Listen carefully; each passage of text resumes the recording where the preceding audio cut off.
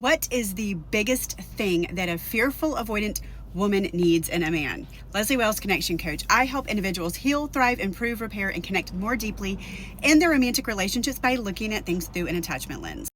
If you are unfamiliar with a fearful avoidant, go back and look at some of my other videos. But for the purposes of this, you need to know the core wounds and the core fears of a fearful avoidant.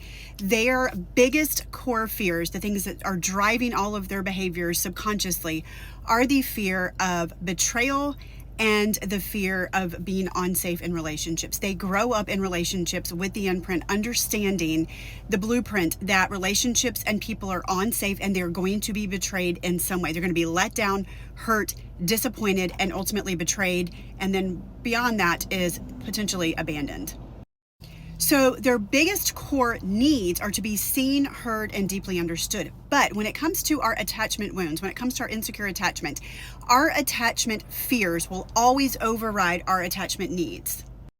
So, because the fearful avoidant deeply is afraid of being betrayed, their biggest need in a relationship is typically safety. And it takes very, very little for a fearful avoidant to feel unsafe in their own body. They sort of live in this place of unsafety in their body, in this fight, flight, or freeze response. Oftentimes, you will see their fight response until they hit a wall and they go into a freeze response. But they live in fear in the relationship internally. And so what they really deeply, deeply desire is safety, to feel safe.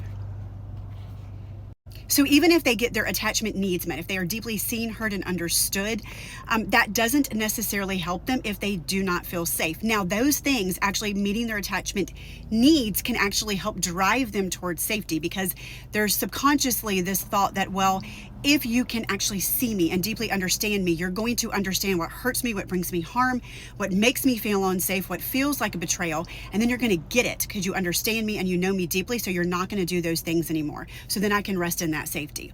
Ultimately, that is not what typically happens in relationships. Just because someone sees us and knows us and understands us does not mean that they have the same exact experience or that their behaviors are going to change because they understand us. So it's sort of this illusion that we want to buy into, that just because somebody sees us and understands us, that we're going to be safe. So what they really need in a relationship, what actually creates safety from a man in a relationship, is a man who has self-control. A man who has self-control is going to provide the most safety for a fearful avoidant. First of all, a man who has self-control is not going to lose themselves emotionally. They are not going to be abrasive. They are not going to yell. They are not going to get caught up in their anger. They are not going to be highly reactive in their emotional response. They are not going to get defensive and shut down and pull away, which are all triggers for the fearful avoidant. A man with self-control is not going to struggle with addiction, pornography. They're not going to allow people to break their boundaries when it comes to chat rooms or women at work. They're not going to be involved in affairs. They are going to be safe in the ways of betrayal in those ways. A man who has self-control is going to be able to protect a woman and be able to make her feel safe. Men without self-control have zero boundaries.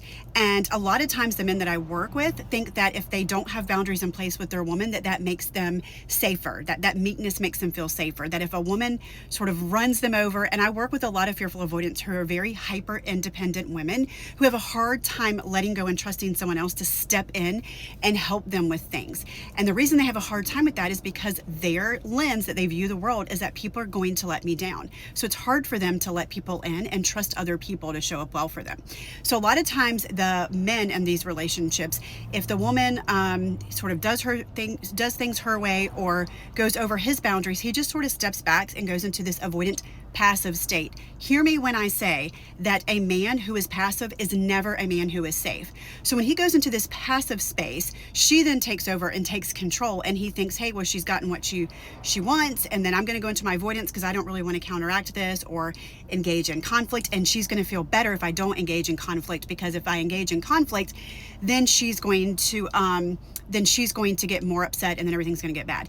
The truth is, a man who has boundaries with his woman is going to be a safer man. If she sees that you can have boundaries with her and that you're going to honor your own needs in the relationship, she can then trust that you're going to honor her later and honor the relationship more, because you're going to act with self-control in things that are important to you, things that align with your morals and your values, and that you're not going to just drop your boundaries because there's pushback or there's conflict, or there's anything else. A man who has boundaries and a man who has self-control is a man who is safe to a fearful, avoidant woman. A man who does not have self-control is very easily swayed by what feels good to his flesh. He is the man who is going to betray his woman with pornography. He is the man who is going to allow women to cross his boundary. He is the man who's going to blow up when he's had a bad day because his woman has come to them with a problem or a need. He is the man who is going to be defensive. He is the man who is going to shut down, because a man who has self-control does not suppress his feelings, but he's able to sit in that space, process them, fully be able to make sense of them and change his behavior rather than push them down and pretend something's not happening. He's able to hold space for the emotions of his partner, which does make her feel deeply seen, heard, understood, and validated. A man with self-control can put his own needs to the side, his own fleshly desires to the side, to actually protect his woman and put her needs first and to serve her. A man who does not have self-control is going to be doing all of the things that he needs in that moment, and not being able to give up things to be able to do what's best for the relationship and her. A man without self-control is a dangerous man. So men cannot just, none of us, men or women, can just get self-control. So being a former fearful, avoidant, leaning, very anxious, this is something that I had to work on too. Everyone who has insecure attachment has some area they probably need to work on self-control. For fearful avoidance, that means that they have to let go of control. And so we can't just do this. We can't just wake up one day and white knuckle our way and say, hey, I've made a decision. I am going to stop drinking. I have made a decision. I am going to stop with pornography. I work with men all the time that struggle with these things, and you can't just white knuckle it. If you do not feel any safer to your partner. And here's why: because they're still not seeing self-control when you just stop doing something that they can no longer see as being done. You have to show up in a different way that proves that you are now a man of self-control. And that does not just happen because you've decided to stop doing something. It happens because you do deep internal work, okay? It happens because you get to this place where you actually get control first inside your own body, over your body, your nervous system, and your brain. It's the only way that you're able to stay in self-control. Even if you stop drinking, even if you stop with pornography, you're still going to show up that same man who is defensive, who shuts down, who can't sit in conflict, who cannot validate and sit in your partner's feelings, okay? You have to actually do deep work to gain self-control.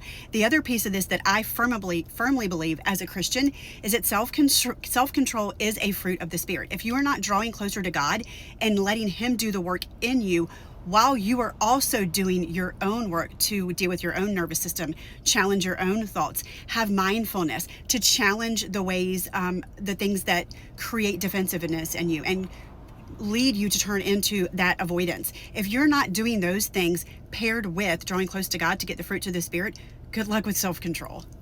What happens instead is we try to do it all of our own will, all of our own power, just by deciding we're going to change our behavior without changing things internally at the subconscious level and at the spirit level. And when we do that, we are going to fail. And then when we fail, we go into a shame cycle. So if you are someone who is a fearful, avoidant woman, you definitely will understand the deep wounds and fears around being betrayed and around people letting you down. And so you know that one of the things that you need most is to feel safe in a relationship. And the idea of a man with self-control is probably something that you're just like, oh my goodness, I could rest in that.